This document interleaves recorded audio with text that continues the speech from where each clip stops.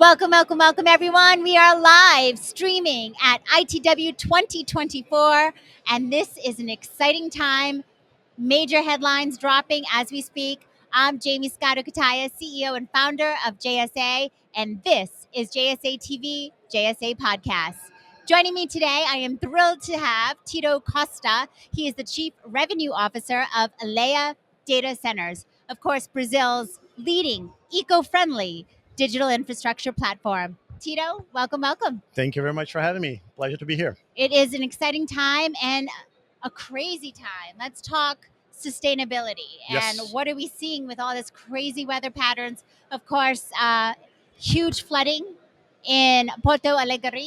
Yes. And tell me, you have two data centers there. How are you doing? Yes. It has been a very challenging moment for us in Brazil. As you mentioned, Porto Alegre is under a huge flood now, a lot of rains and stuff. So, unfortunately, the river or the lagoon, or whatever you may call it, rose a lot.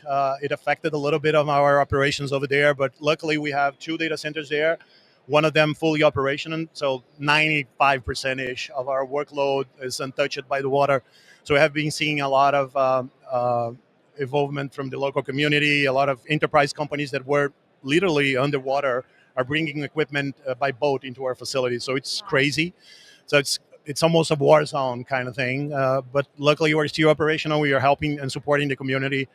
But as you said, it's totally attached to this ecosystem thing and what's going on with nature and in the globally. I mean, Climate crisis. yeah, I mean, I don't know how you don't recognize it as is. it And is. and for sure sustainability at the forefront, thankfully, of Alea's mission. Yes. Tell us about how you prioritize this and really why it's so important to your company.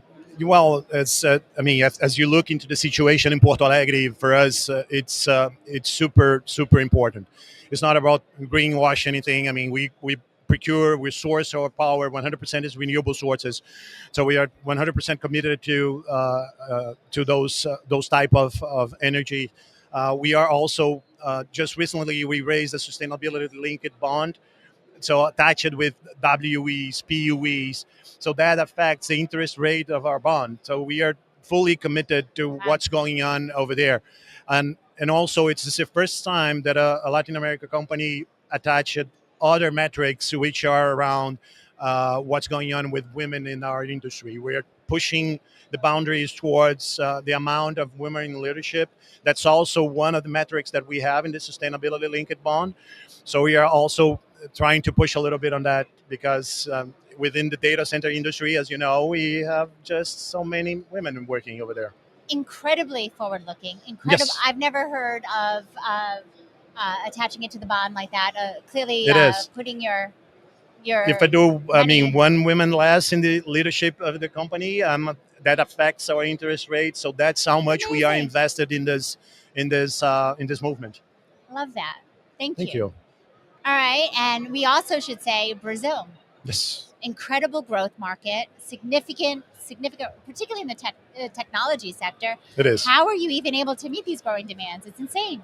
Well, it is. I mean, the problems that you see worldwide in terms of power, they are majorly linked towards the transmissions of the power, not only the generation aspect of it. What happens in Brazil that doesn't happen anywhere else, or at least doesn't happen in the US, is that we not only have a green type of utility in Brazil, 70-ish, 75% of the Brazilian utility comes from renewable sources, but also in Brazil, we are allowed to build the transmission lines Wow. and then give that back to the utility provider. That makes a difference because now we don't have that bottleneck that some companies are facing in the US and in Mexico, for example. We don't have those in Brazil. So I feel like our idea of growing outside the big tier one metros like Rio and Sao Paulo, for example, Yeah. going to Porto Alegre, Curitiba, Brasilia, and other cities that we are exploiting now, position ourselves into the as of now only platform, data center platform that's willing to push content data outside of the core of the country. Brazil Sure. is bigger than Rio and Sao Paulo, and I feel like the majority of the international companies that I talk with are beginning to understand that and are willing to make that move towards a little bit closer to the edge. Again, incredibly forward thinking. Well, Unbelievable. I like to say that we are in the right path. I don't know if that's that forward, but yeah, I feel like we tend to go a little bit deep than all the other players over there. From what I'm seeing, Yeah, yes. good. All right, AI. Can't get you off this hot seat without talking AI. Absolutely. Yeah. Obviously, it's It's the dominating our hype. conversation here at Yeah. ITW. Also dominating our industry, our need for more, Yes. more. Yeah, yeah, yeah. How are you preparing for the increased workload and needed capacity? So as coming back from the utility side of it, when you talk about the capacity of having we can actually have access to power in Brazil with fairly easily compared to the US and other countries in Latin America. What comes to mind is also the flexibility of the buildings that you have to put in place, because the data center that you are building now, within 2 years, let me backstep a little bit. 5 years from now, whenever you come to an ITW or a PTC conference, the usual density of a cabinet would be around 10-ish kilowatt per cabinet. Mm-hmm. From 2 years from now we are reaching 15, and now we are talking 40. Chances are, I just came from the San Jose. NVIDIA just deployed a one node, two cabinets, 120 kilowatt per cabinet. Yes. And this is like, yesterday, right?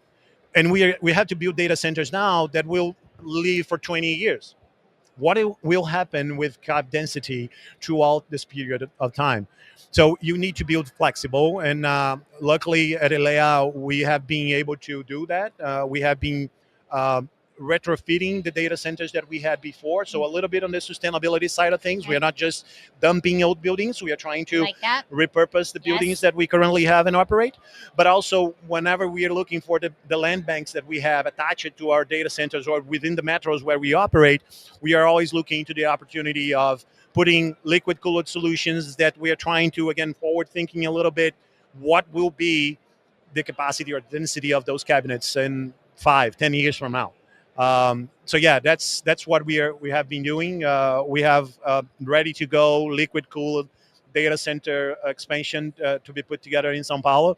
Looking forward to do that also in Rio and our expansions in Brasilia. So yeah, that's pretty much what we have been doing, and yeah, looking forward for what will land in our facility. Incredible.